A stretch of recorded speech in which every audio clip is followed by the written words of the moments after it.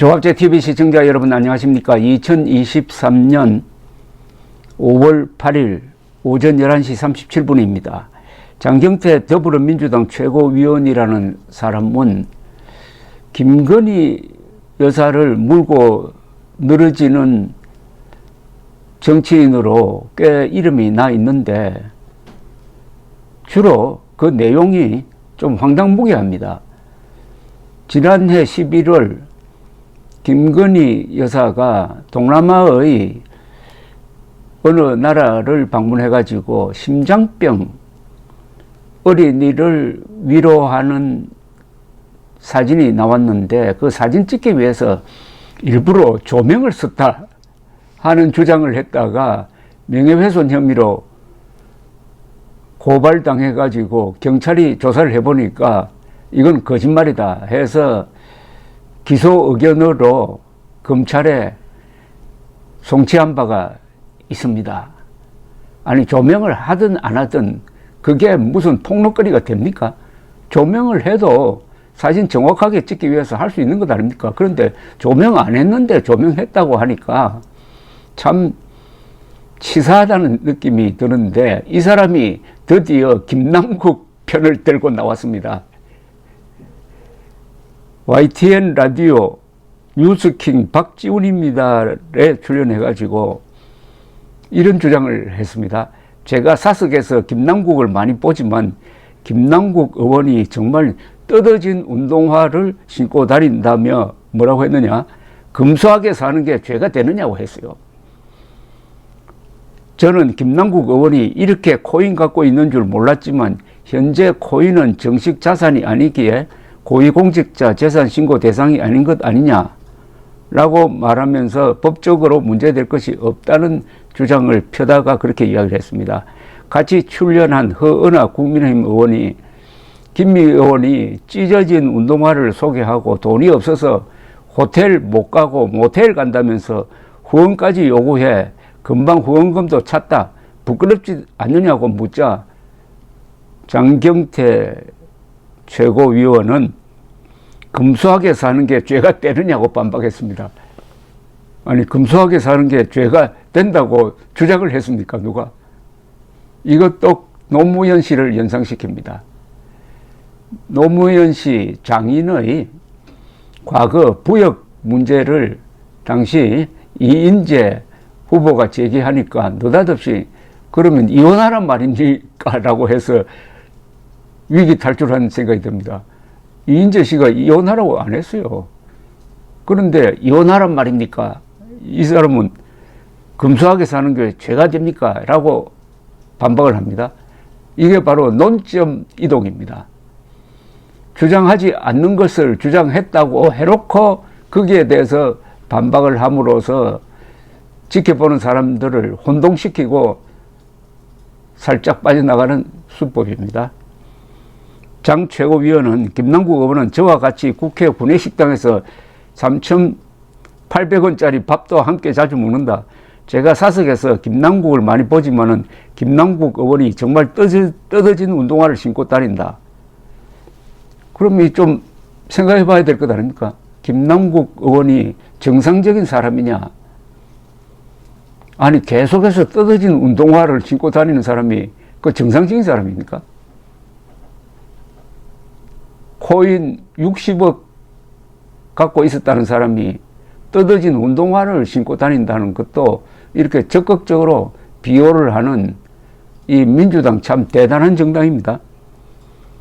장경태는 또 이렇게 이야기합니다. 코인 60억 원 어치라는데 코인 등락폭이 너무 크기 때문에 이것도 검증해 봐야 한다. 다른 의원들도 안 갖고 있겠느냐. 다 공개해 보자. 뭐 이렇게 이야기를 했네요. 이것도 논점 이동입니다. 음주운전에 걸리면은 왜 나만 잡느냐. 지금 운전하고 있는 사람 전수조사하자 하는 거하고 똑같습니다. 자, 여기서 제가 지적드리고 싶은 것은 이 장경태라는 사람을 왜 YTN 같은 데서 계속 출연을 시키느냐 이겁니다. 거짓말 한 것이 드러났을 때는 그 거짓말에 대해서 본인이 사과하고 재발 방지를 약속하지 않은 상태에서는 그런 정치인은 절대로 언론에 등장시키는 게 아닙니다. 뭐 다른 사건으로 좀 비유를 한다면은 사기를 쳐서 이게 검찰 수사를 받고 있는 사람이라면은 위험 인물 아니겠습니까? 그럼 그런 위험 인물을 자꾸 친구들한테 소개하면 어떻게 됩니까?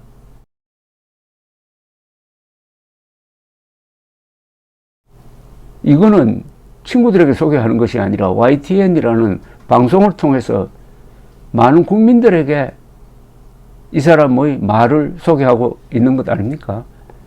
한편 국민의힘은 오늘 김재원, 태영호 두 사람을 징계하겠다고 합니다. 민주당과 국힘당이 참 대비가 됩니다. 민주당은 김남국 징계하겠다는 말이 나오지도 않습니다. 오히려 적극적으로 비호를 합니다. 국힘당은 김남국을 못 잡으면은 태영호를 징계해서는 안 되죠. 그게 최소한의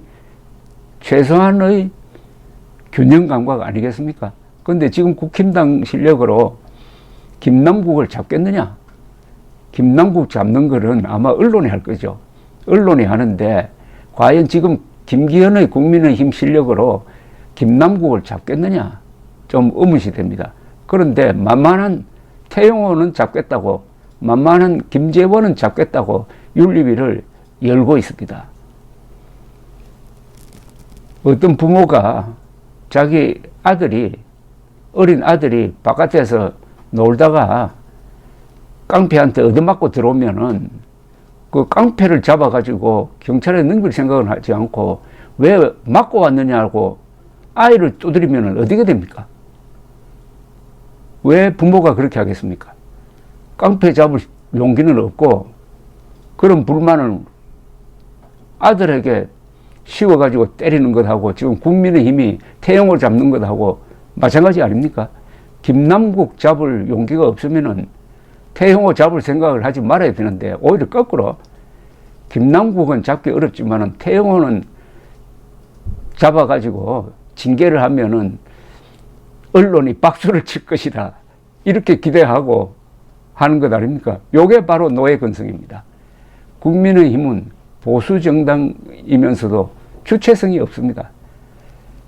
보수 정당은 애국심으로 충만해야 되고 안보가 그 핵심입니다. 안보의 핵심은 자주 국방 아니겠습니까? 대한민국이 주한미군에 한미동맹에 의존하다가 보니까 안보 무임승차를 하다가 보니까 이게 정신적으로 타락을 했고 국민의힘과 같은 보수 정치 세력도 그런 애국심과 자주국방 의지를 잃어버리고 야성이 없는 그야말로 좀 시들어가는 꽃처럼 되고 말았습니다. 그러니까 좌파들이 만만하게 보고 태영호 잡으라고 주문을 하면은 알겠습니다 하고 오늘 태영호를 잡겠답니다. 김남국 잡지 못하면은 태영호 잡는다는 생각조차 안 해야 되죠. 제 기억으로는 그나마 2019년에 나경원 원내대표가 당시에 자유한국당의 대표로 있을 때 국회의 활동, 뭐 청문회라든지 이걸 통해서 조국을 잡는데 상당한 역할을 했습니다. 그런데 당대표 선거 과정에서 그런 나경원 전 의원을 반윤의 우두머리다 라고 몰아서 대표 후보로 나오지도 못하게 만들어 놓고 김기현을 대표로 만든 그 세력, 이른바 윤핵관 세력이 이번 태영호 잡는데 어떤 역할을 하고 있는지 그게 참 궁금합니다. 김남국 못 잡는 국힘당이 태영호 잡아서 자랑할 생각입니까? 감사합니다.